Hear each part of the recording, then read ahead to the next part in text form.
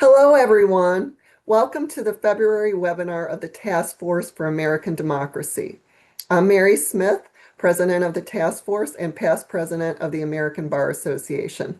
Today, I'm thrilled. We're going to hear from former federal prosecutor and MS Now analyst Joyce Vance about why, despite all the unrelenting attacks on the rule of law, you should not despair. We are experiencing the greatest threats to our democratic institutions and the rule of law in our lifetimes. A healthy and thriving democracy requires faith in its institutions and active participation by all of us. With the onslaught of challenges happening every day, it is easy to try to tune out.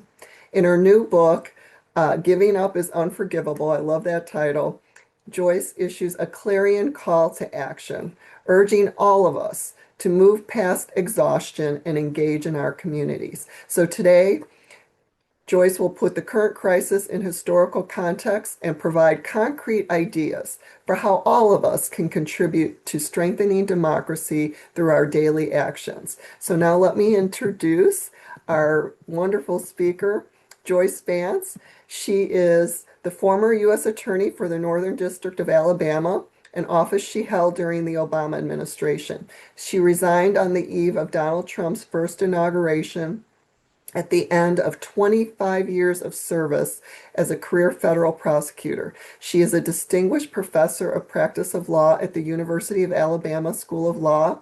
She's a legal analyst for MS Now and the author of the several books, and her civil discourse Substack, and the co-host of two podcasts, Sisters-in-Law and Cafes Insider. And I could go on because she's had such an amazing career, but I want to get to the conversation. So Joyce, welcome to the program today.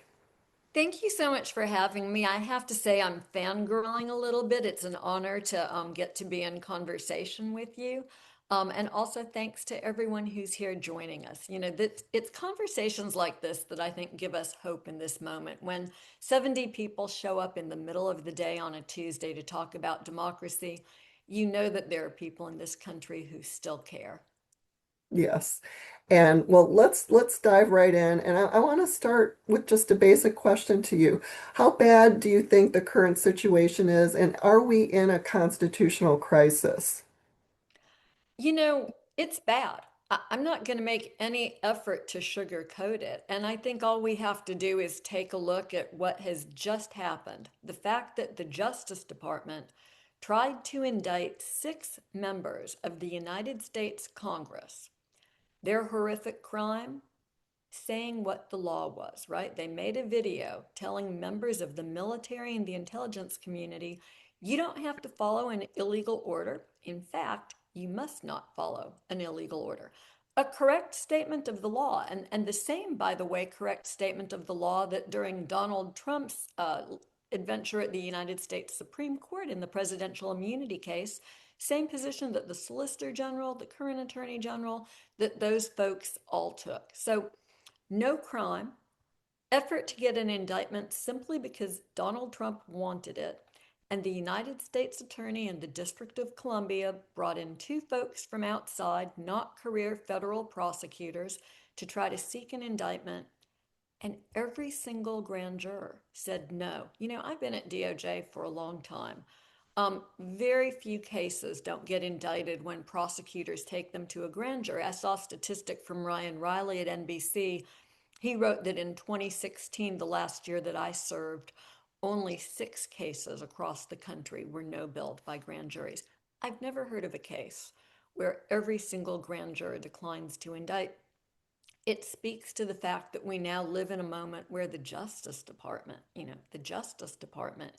is in the hip pocket of the president, a political tool that he can use. And that, I think, is by definition a constitutional crisis. But we have been in one almost really very close to day one of this administration. Yeah, and I know one of the things that you and I share, of course, you were there and served as U.S. Attorney, but I also was a trial attorney at the Department of Justice, and I know, one of my proudest moments, I'm sure for you, was the first time you appeared in court and say, I represent the U.S. government, and you talk about that in your book. you talk about a moment where there was a gathering of U.S. attorneys from across the country. And President Obama, this was in the White House, spoke to all of you and he said, I appointed you, but you don't serve me. You serve the American people. And I expect you to act with independence and integrity. So, could you talk a little bit about how you felt then and what you're feeling now from this Department of Justice? Yeah, that moment is my pinned tweet. It's been my I can't talk, my pinned tweet since I joined Twitter, or at least since I went to Twitter with First Amendment rights that I could exercise after I left the Justice Department. And I can't even begin to share to you what a meaningful moment that was. There's actually a picture that was taken of all of us with the president after he spoke to us. And it's something that I know we all have in our offices. I treasure it because I cherished working for a president who was a constitutional scholar and who believed in the rule of law so deeply and believed that it was our path forward as a country, that it was something that could make us better and stronger and more quintessentially American. And obviously that's all been cast aside. We now live in a moment where that is not the vibe that comes out of the White House, and we are so much worse off for that. Hmm. Yeah, and I do want to say to the audience, we're going to talk to Joyce for about 45 minutes. I will leave a few minutes at the end for questions, and if you have questions, you can put them in the Q&A, and I'll take a few. So just wanted to let everyone know. So would you, Joyce, you talked a little bit about the failed indictments of the members of Congress, but would you talk a little bit about, a lot of things going on at the Department of Justice? Like, for instance, people are still talking. Last week, the Attorney General appeared at a hearing before the House, and there's been a lot of talk about that. And I know myself, I've been a witness at a hearing, and I just, it's very unsettling because things were always very respectful, and it seems like that's also thrown out the window. So, what do you think of the job that Attorney Pam Bondi's doing and about some of the other things going on at the department? So it's never a good day when you have to go up on Capitol Hill and testify, right, Mary? I mean, it's like it's never a fun thing to do. At Justice, they're called murder boards, preparation for witnesses to go up and testify on Capitol Hill. The last time I was a witness on the Hill, it was about the Mueller report. And I Mhm. recall distinctly being cautioned that there were rules that governed those conversations and that you could not cast aspersions on someone. So you couldn't, for instance, um, talk about the Mueller report and say, when so and so said X, they were lying. You were not Mhm. permitted to do that.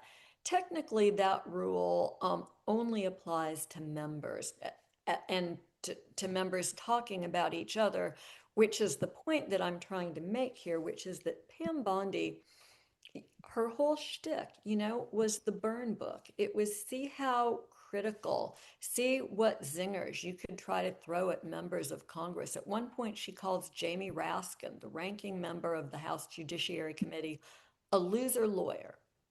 Mhm. Jamie Raskin, the Harvard trained constitutional expert, and that's really the best that the Attorney General of the United States has. So, Pam Bondi made it clear when she testified that she was still focused on the role that she had played as Donald Trump's defense lawyer during one of his impeachments. She clearly views her job as the Attorney General as being the president's lawyer. And that's just not the job. And I can recall Eric Holder being accused of being Barack Obama's wingman at one point. I think maybe because they played basketball together. There's not a lot of basketball playing going on right now, I don't think.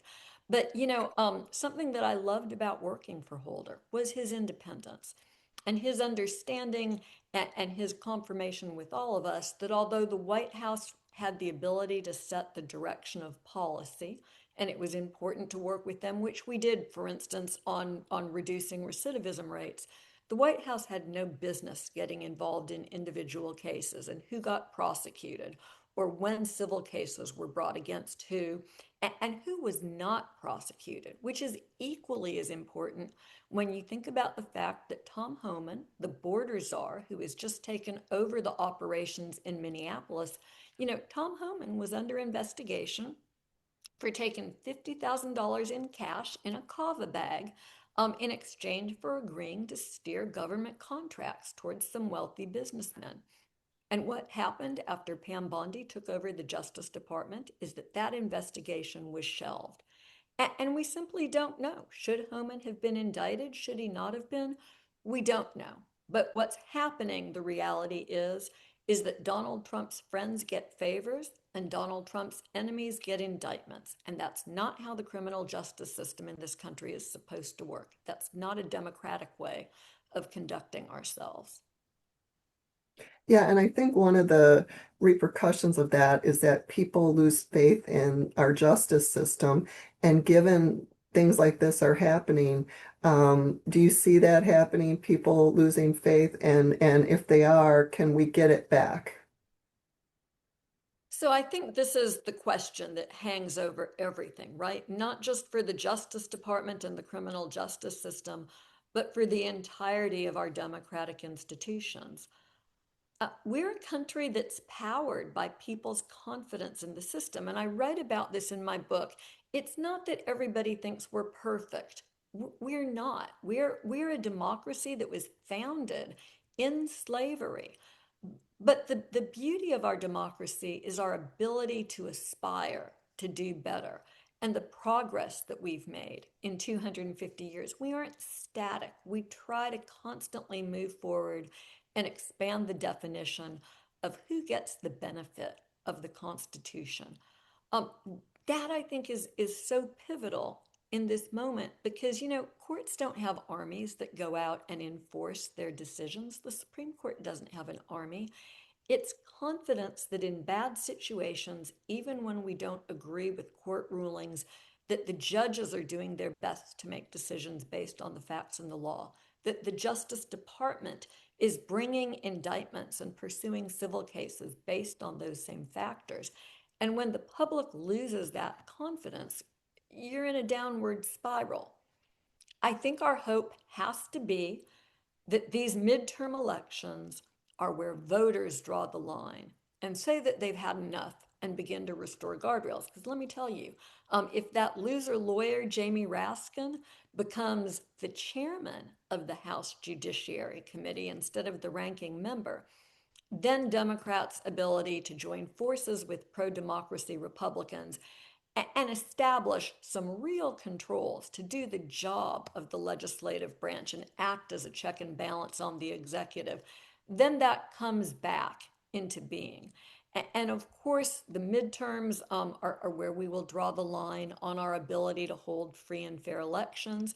It's increasingly clear that this administration wants to be able to pick who can vote instead of letting voters choose their elected officials. That's another important principle that we'll all be standing up for this year. There's a lot that we can do to bring that about. I think that the reality is democratic institutions and our legal system, they're not going to restore faith in themselves. We have to hold on to what faith we have and work for them. And I'll just give you a quick example, Mary. Um, Mhm. the White House has directed the FBI to bring in all of the secretaries of states from across the country for a meeting later this month to talk about the election. A Mhm. number of secretaries of state, I talked to Maine Secretary Shannon Bellows yesterday, and she said, it's not that unusual, but in this environment, in this context, she told me I'm a skeptic. And there are real concerns that this is about, these ridiculous allegations that people who've made the arduous trek to this country, who are here without legal documentation, that they're going to all of a sudden pop out of the shadows and vote illegally, almost, certainly clarifying the fact that they'll be arrested and deported and that their votes won't impact the outcome of the election. But this administration wants us to think that that's what these people who fought so hard to come to this country, that's what they're going to do. I suspect that that will be on the table when the secretaries of state get together with the White House, with the FBI. And here's something we can all do. Call your Secretary of State, whether they're a Republican or a Democrat. Write them a letter and tell them that you are watching and that you want elections to be held that are free and fair and not influenced by politics and by this White House. You know, presidents don't have a role to play in elections. And when Donald Trump says he wants to nationalize elections, what he's talking about is Republicans taking over elections, not how the Constitution works. Elections are run by the states. Congress has some ability to legislate about the time and manner in which they're held, but not the White House. Mhm. Well, I'm glad you brought up elections, and I do want to point out to our audience, we have a link in the chat if you would like to buy Joyce's book. I highly recommend it.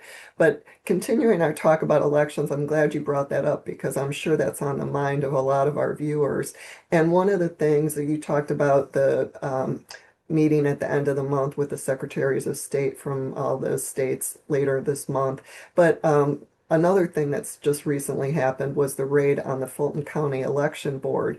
And would you talk a little bit about that from like a prosecutor's perspective and things like that about that?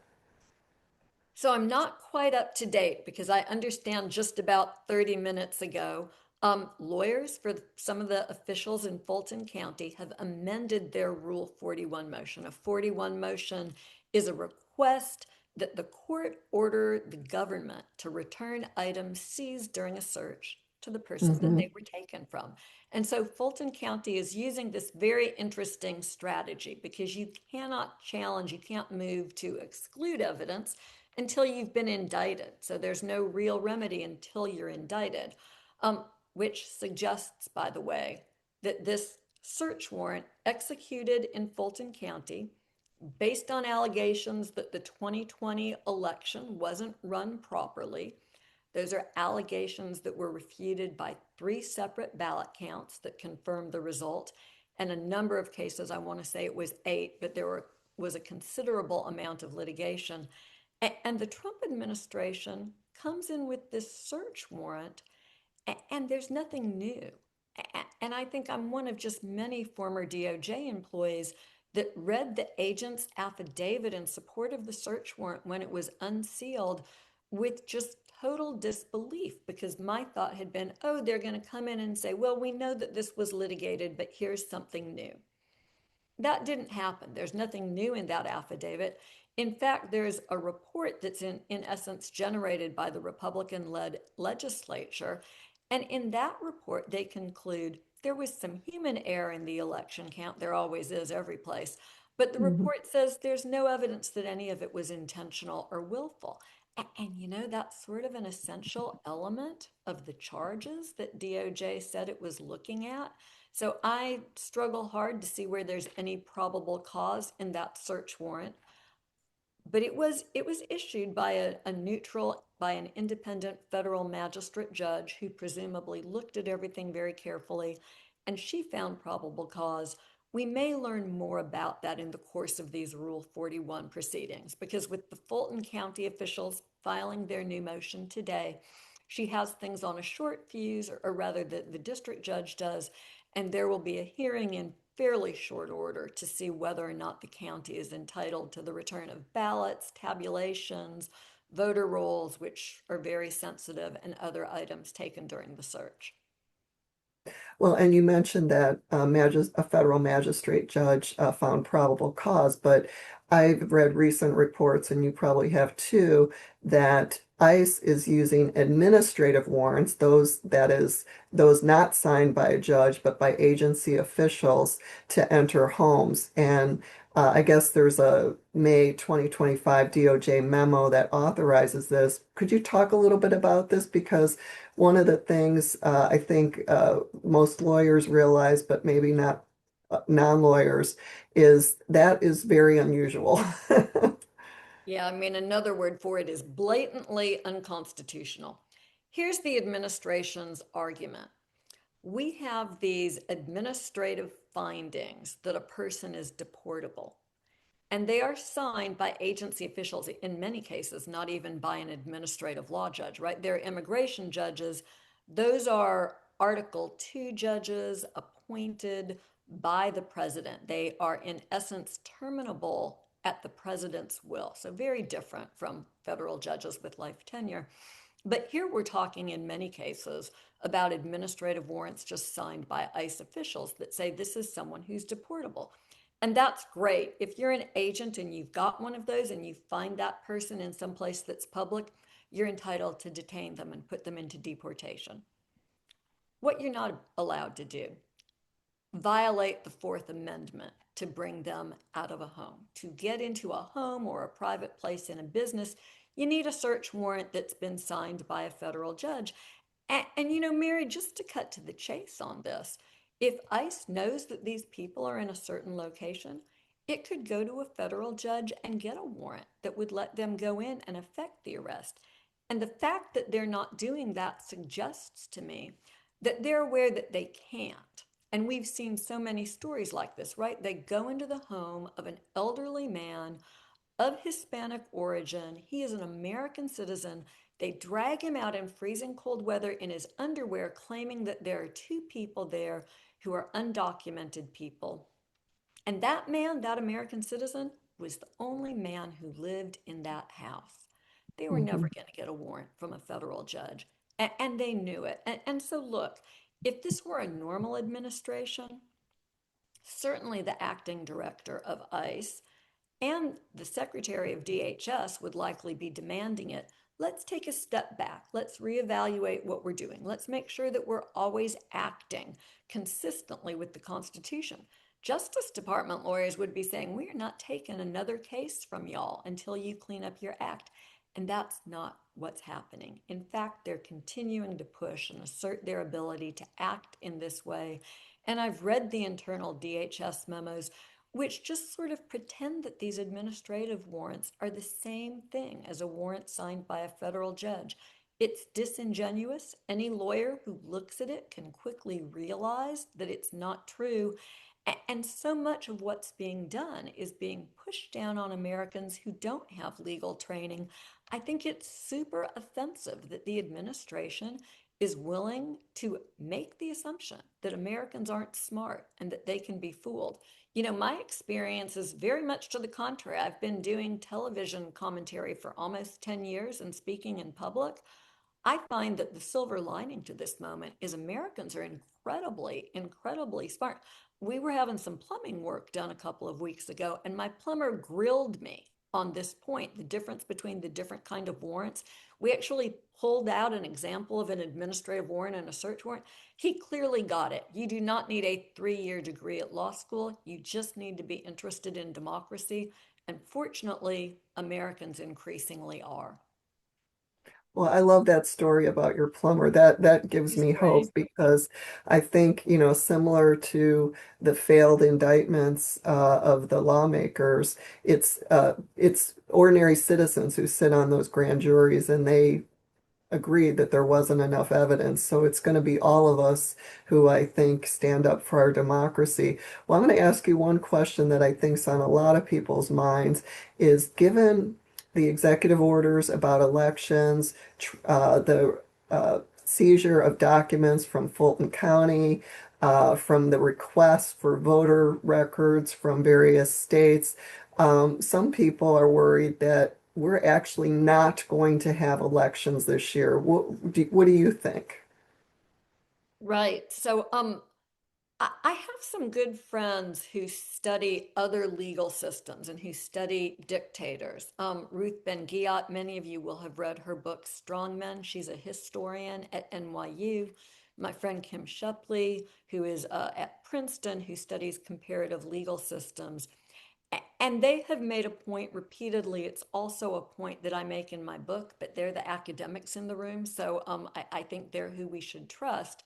And the point is, dictators love the legitimacy that comes from winning elections. Putin still uses elections in Russia. He's managed to knock off most of his political opponents, but there's still those very one sided elections. Orban in Hungary uses elections. So I think there's no doubt that we will have midterm elections. The political consequences of canceling them would be too much, even for a Donald Trump. The question isn't, will we have an election? The Mhm. question is, will they be free and fair? And that is up to all of us. Well, how do we counteract those tactics to ensure that the elections are free and fair? What advice would you give? Voting is a right, not a privilege. And so it really galls me to give the advice that I'm about to give. I think it should be easy to vote. I think this notion that you should have to jump through hoops to vote is sort of crazy sauce. But here's the reality. We will likely go to the polls in a moment where there will be amped up requirements to identify and prove you're an American citizen before you can register to vote. And let me tell you why that's crazy, by the way. I go in to register to vote in Alabama for the first time. They're not going to immediately add me to the voter rolls. The folks that work behind the scenes are going to check and make sure that I'm an American citizen and not a felon and qualified before they add me to that voter rolls. It's not like you're just saying it's so and you get to vote, right? But under the SAVE Act, which is currently in the Senate, and a couple of Donald Trump's executive orders that have so far been disallowed in court, but there are rumors that he's getting ready to issue a new one. The idea is that you would have to prove you're an American citizen in order to be able to vote. That means a passport, maybe a certified copy of your driver's license. In 5 states, I understand that this new amplified, we call it star IDs in Alabama. I forget what y'all call it in the rest of the country, but these new IDs that we now have to drive, um, it's a poll tax, plain and simple. It is a requirement that you have 165 bucks to get a passport and that you can pay for the underlying documents or that you can get a certified copy of your birth certificate in order to register to vote. And the SAVE Act, as written, by the way, would require that you do that in person. So no more mail-in, none of this Motor Voter Act. You can register to vote at the same time that or you can, yeah, register to vote at the same time that you get your driver's license renewed online. You got to go in person to do it. And so at every step, they're going to try to create more hoops for us to jump through. It won't just be waiting in line for 4 hours with nothing to drink because Georgia has a law that says you can't hold out water to waiting in line. It'll be hoop upon hoop upon hoop. And y'all, we are just going to have to double down and agree that we will do whatever it takes to vote. And if that means helping people get passports, making sure people have up-to-date information on changed voting places, making sure your neighbor who's a single mom has childcare so that she can get in line. This becomes our patriotic duty to make sure that come this November and beginning now, we're preparing and doing everything that we can do to be ready to run this final leg of the race for democracy. Well, we've gotten several great questions in the chat, so I'll throw some out to you. One goes back to the Fulton County situation. The question is, given the lack of legitimate evidence in the FBI agent's affidavit, shouldn't the magistrate have recognized that and declined to sign the warrant? As I read the warrant, it was full of ifs, not evidence. The agent seemed to Hmm. say at critical points, if so and so happened, then this would be intentional. Obviously, we don't know what was going on in the magistrate judge's mind, and I don't want to second guess without knowing that. I have had this experience, though, of going over to the courthouse and having a judge who had some questions about what was in the affidavit and putting the agent under oath, having them provide information, and then making a notation on the warrant indicating that the agent told them so and so under oath and that satisfied probable cause. I've had that happen maybe once or twice in 25 years. There's nothing like that on the affidavit that we've seen. So no real indication that the judge went behind what's here. I guess we'll just have to wait and see what comes up in the course of these Rule 41 hearings. Well, and one great question we got, because I love the story about your plumber. The question is, how can judges lead conversations? But I'll broaden it to how can all of us lead conversations with our friends, our neighbors, our colleagues, like you had with your plumber, just to explain the rule of law and how our system works? Like, how can we start those conversations?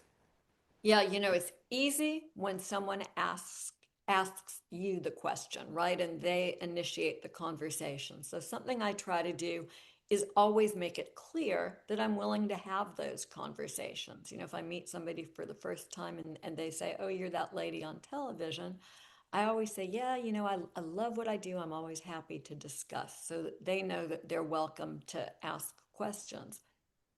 It's more difficult when you're having a conversation with a family member who has been fed a line of misinformation and they are devoted to it. And I have come to believe that what we can do is we can ask questions. Well, why do you believe that's the case? What's the source of that information? Can you explain that to me? And by having that conversation with them, I have seen a couple of times, and we've had an experience in our own family where people will begin to ask themselves questions. And you are, in essence, planting seeds. They may take a long time to grow. Increasingly, though, we're living in a moment where those seeds are in fertile soil and really do begin to grow. The Epstein files, and it's really interesting. My husband, who's a state court judge, a retired state court judge now, and I had this conversation about how it never occurred to us that the Epstein files would be so important to Trump's supporters because we had always assumed that really horrible information was being concealed. I mean, we all saw the plea deal that Alex Acosta gave Jeffrey Epstein down in Florida when Acosta was the U.S. attorney there, like 5 or 6 administrations back. And nothing good comes from that. I think for many MAGA supporters, they truly had faith that they would see what was in the files. And now they're seeing the deliberate efforts to keep that information out of public view. This is a good moment to help them with questions about what else is being kept from them. Well, you mentioned the Epstein files, so I'll ask you one question that I'm sure is on the mind of some people.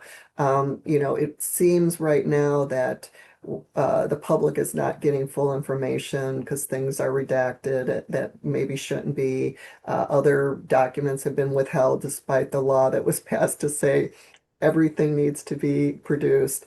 But let's go back to the Biden administration. Why do you think we didn't see any activity on this while Merrick Garland was Attorney General? Yeah, I mean, I think the answer is pretty easy. Ghislaine Maxwell was being prosecuted, and you can't start turning this stuff over wholesale while you've still got criminal cases underway. She's convicted, she takes an appeal. In December of 2025, the Supreme Court says that it will not hear her appeal. That pretty much ends her case. She still has a habeas petition pending, by the way, and she used that habeas petition as her dodge for taking the Fifth Amendment up on Capitol Hill a couple of weeks ago. She said, can't testify because I still have this petition, this habeas petition that I think will exonerate me. Um, you know, just as an aside, I would note that the kind of claims that she raises in her habeas petition have all been procedurally defaulted. They're all claims that should have been raised on the direct appeal. She's not arguing ineffective assistance of counsel. So at some point, that will be denied. But the reality is that for the Biden administration that was involved in actively prosecuting her, it would have been completely inappropriate to start making these disclosures because you don't know what additional cases could have been in the works.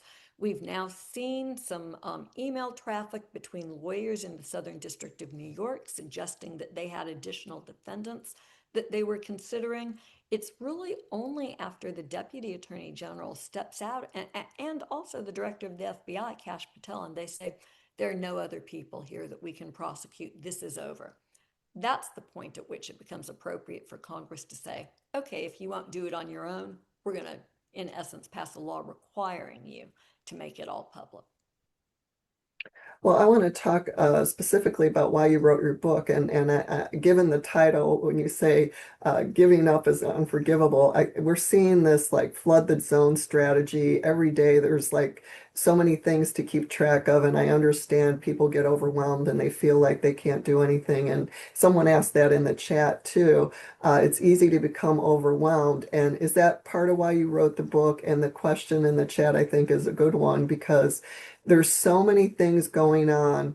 The question is, are there certain areas that the average citizen should concentrate on that will have the biggest impact to stand up for our democracy? So here's what I try to think about when I'm feeling overwhelmed, which happens about 10 times a day right now, right? I mean, this morning as I was getting ready to do this, that Rule 41 motion gets filed in Fulton County, and there's a new decision that Judge Zinnes has just released in the Kumar Abrego Garcia case. And it's all too much. Every day, it's all too much. And what I remind myself is this: that is a deliberate strategy that would-be authoritarians across the globe have used to try to overwhelm people, to make it easier for them to put this sort of gray mist over all of the bad stuff that they're doing. Because y'all know this, I mean, the same way that I do. It's so difficult to hold on to any one storyline and to continue to hold on to it. Um, I'm very disturbed that with the drawdown in Minneapolis of the Trump administration's occupation of that city, it appears to me that the administration believes that that is all done. There are two dead American citizens who were executed by federal agents on the streets of Minneapolis. And I, for one, have no intention of forgetting that that happened. But I think that's the risk when you're overwhelmed. I mean, just think from the beginning of this administration. Does anybody still think about Doge? Does anybody remember when all of the government employees were fired, even though they couldn't be? Do you remember when USAID was shut down and people died in foreign countries because the aid that was being provided was terminated without warning? And I could go on and on and on and on. So being overwhelmed is real, but it's also their strategy. Pick the things that matter the most to you, depending on what your interests are and who you are. I have a lot of colleagues in public health, and they're doing a great job of holding on to those threads and making sure that people are remembering those issues over and over again. But you know, Mary, this goes really to why I wrote the book. It was a great question that you asked. I remember right after the election, and I wonder if y'all had moments like this. Um, People were so devastated. And I was having conversations, especially with women who had been so on board for Kamala Harris to win. Um, I should say I'm a knitter, she's a knitter. I was looking forward to the first president who was a knitter. So I was in the devastated group too. And I heard a lot of people saying, I did everything that I could have done. I didn't leave anything on the table. I worked my heart out. I talked to people. I knocked doors. I helped register people. There's nothing else I could have done. And I just give up. And in that moment where I heard people saying that they were going to give up, I thought about how devastating it would be for our country if there was a second Trump administration where voters, where the people weren't willing to act as a check on a president who wanted to run away with power. Because the reality is, when we think about democratic institutions, we think about the executive and the legislature and the courts, we think about the press and other agencies. But you know, it often takes us a while to understand that really the most powerful institution in the American Republic is us, the voters, the citizens, the people who live in this country. And for us to give up would have devastating, irremediable consequences. And so my book is called Giving Up is Unforgivable, a manual for keeping a democracy, because that seemed to me to be the most important point to make to folks in that moment. And I'm unbelievably nerdy. I love legal history. I will confess that I self-indulgently went back and read old cases like Dred Scott and the history of those cases to make the point that our democracy was nimble enough to take on even this adversary. And that if we didn't give up hope in our country and our institutions, that we would be the ones that would carry democracy forward. I still believe that, by the way. You know, when I was writing, so I live in Alabama, I was constantly accused of being a drama queen. It's not going to be that bad, Joyce. He's going to get back in office and there will be guard and, you know, all of that stuff, right?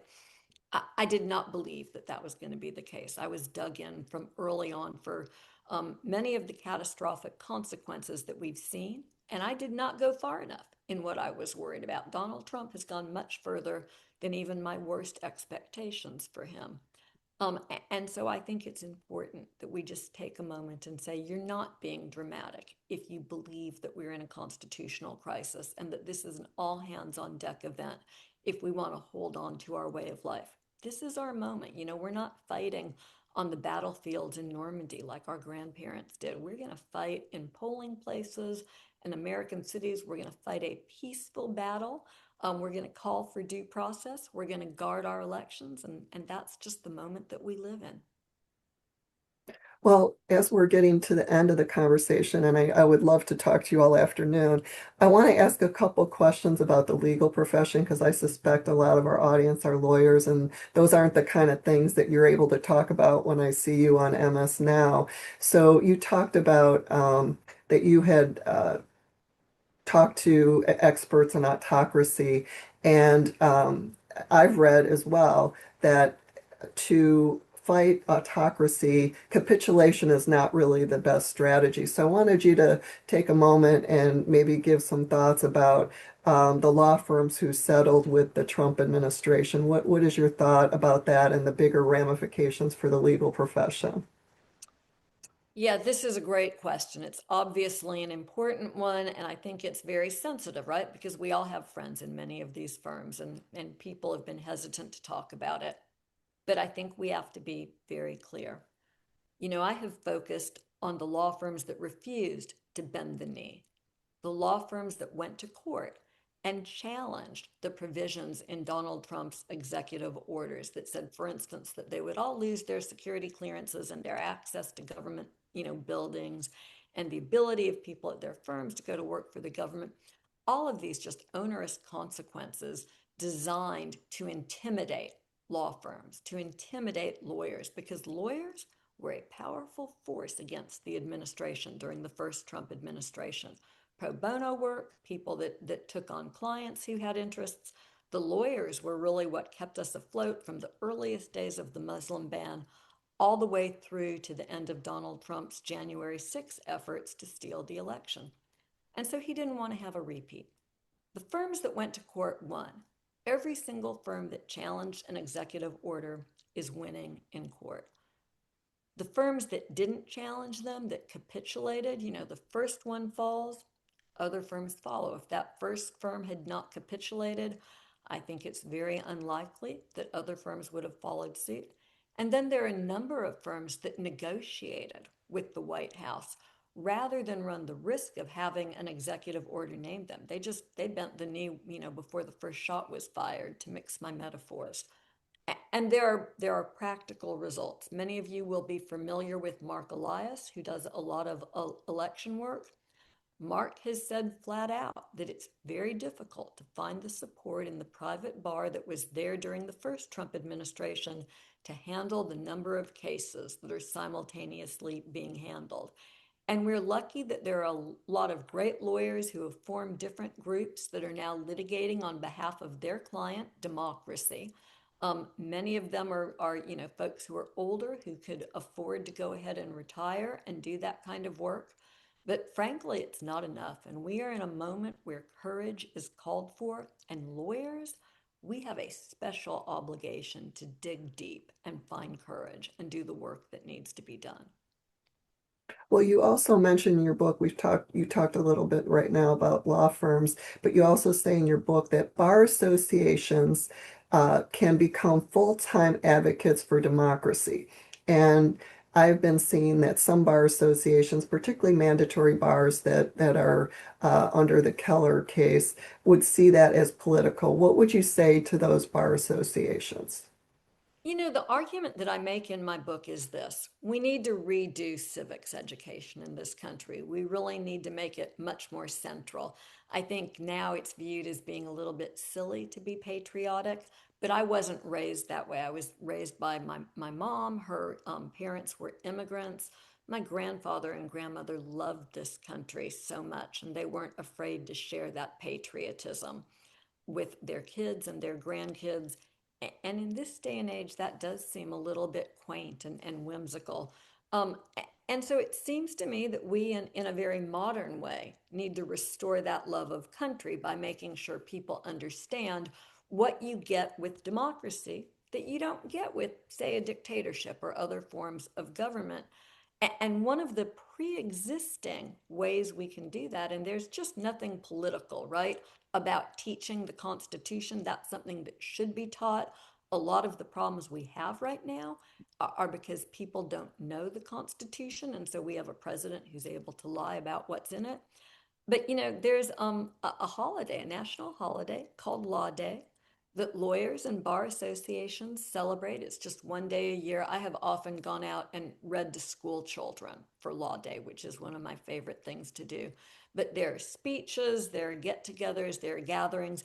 I think as lawyers, we should try to expand Law Day and make it more of our commitment to our communities and really lean in to help people understand what the Constitution says and what the rule of law is about and why it still matters today, why it's not just 250 years of history that we don't really need to focus on anymore. Well, this has been amazing. I'm going to give Joyce her final thoughts. Like, what are your final thoughts for the audience, and what would you like to leave this audience with?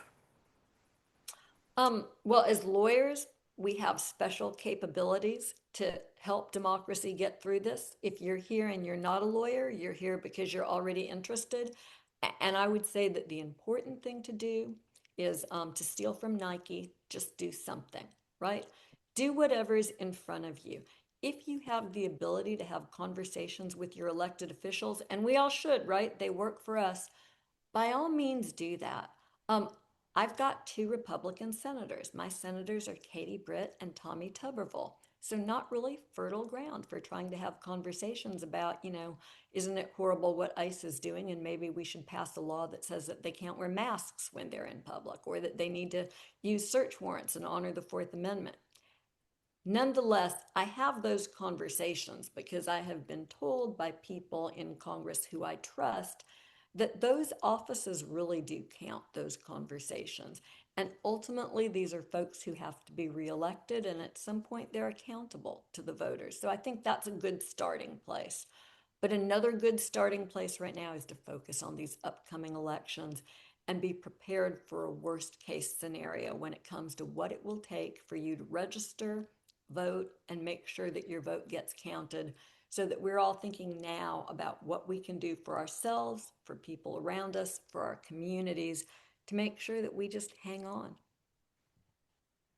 Well, thank you so much, Joyce. This has been so amazing. And I love the little nuggets that you've sprinkled throughout this conversation in your book, that lawyers have special obligations, that democracy doesn't defend itself, that we all need to focus on the elections and civic education. So I encourage everyone.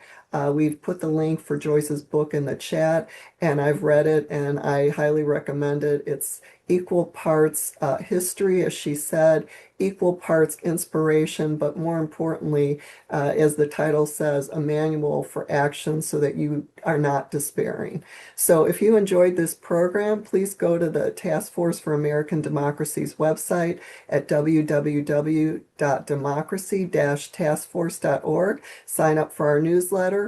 Our next webinar will be on March 18th at 1 p.m. Eastern. And we will be joined by Skye Perryman from Democracy Forward, and she will talk about all the work and the litigation that they've brought to stand up for our rights. So thank you so much to Joyce for joining us for this incredible conversation today. Thanks so much to all of you for joining us. And also all these are also on our YouTube channel. So if you want to go back and rewatch some of our past programs or this program, they're all on our YouTube channel, and we'll look forward to seeing you at future webinars. So thank you all. Thank you, everyone. Thanks, Mary. Thank you.